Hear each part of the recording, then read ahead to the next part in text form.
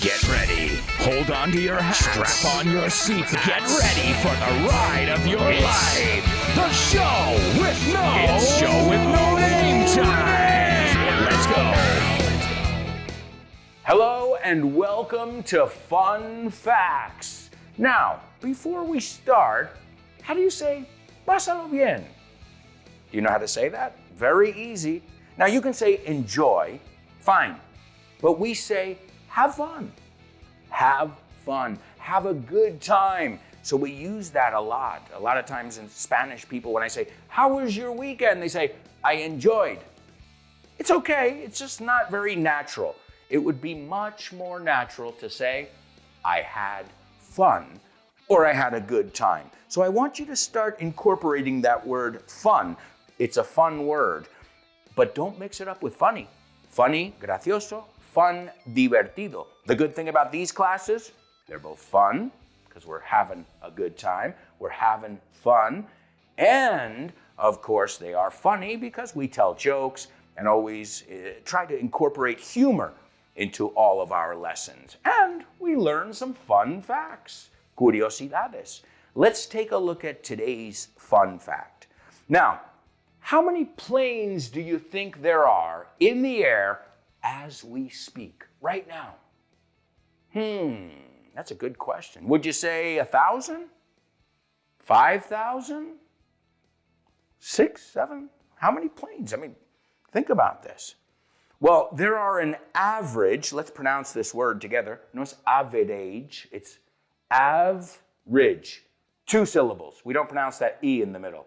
Average, not average. It's just like family. It's not family. It's family, right? It's not diamond. It's diamond. So a lot of times you'll find that we eat that middle syllable over there. In fact, my daughter always says, Daddy, Mommy said diamond.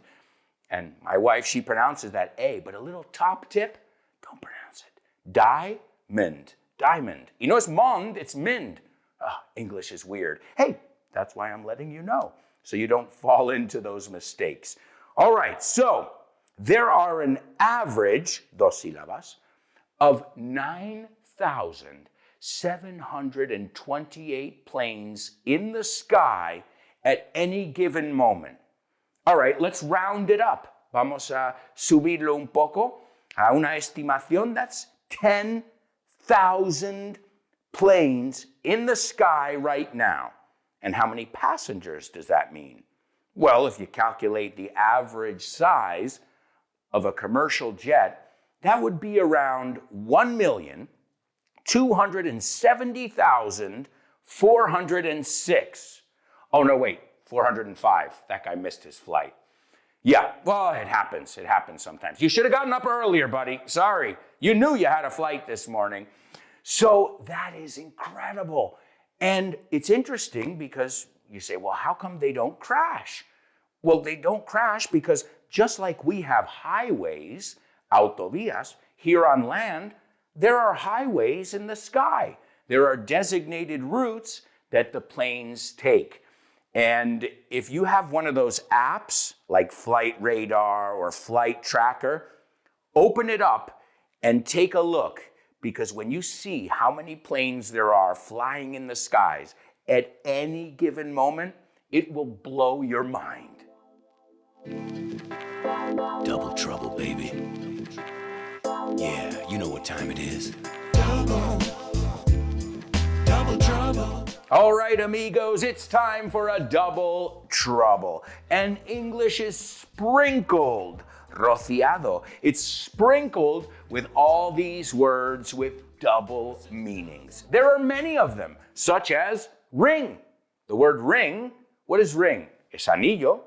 What if I tell you to give me a ring this afternoon? Am I saying dame un anillo? No. In that case, I'm saying dame un toque, llámame. And what about boxing? Where does that take place? It takes place in a ring, un cuadrilátero. So remember, there are so many words that have so many meanings. And we can either stress about this, or we can make it a fun game, make it a challenge. So are you ready for today's Double Trouble Challenge? All right, you have to use the same word twice. That's why we call it Double Trouble.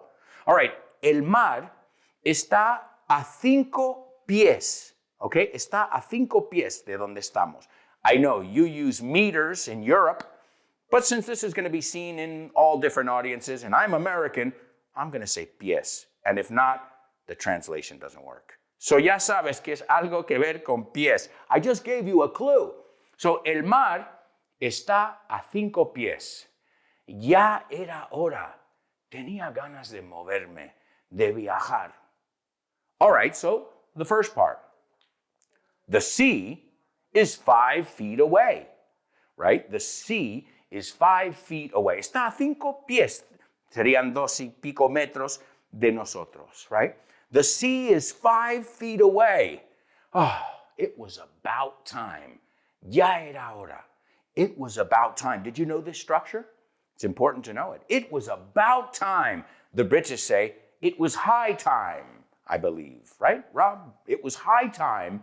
We say it was about time. I had a case of itchy feet.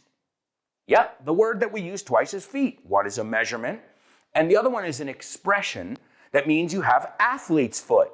No, I'm just kidding. We call that athlete's foot. But if I tell you I have itchy feet, it means I've got to move. I've got to break my routine. I want to see places. I want to travel. Do you have itchy feet? Well, you might want to book a little vacation to an English-speaking country. This way you can practice your English. The totally native saying of the day. And it goes a little something like this. Hello, hello, and welcome to our totally native saying of the day. This is where I teach you to talk like us. One of the first things I want to learn when I'm learning a language is those cool, totally native, idiomatic expressions. Because I want to be in your club. So if you want to be in our club, you need to learn these over here. The first one is off the beaten path.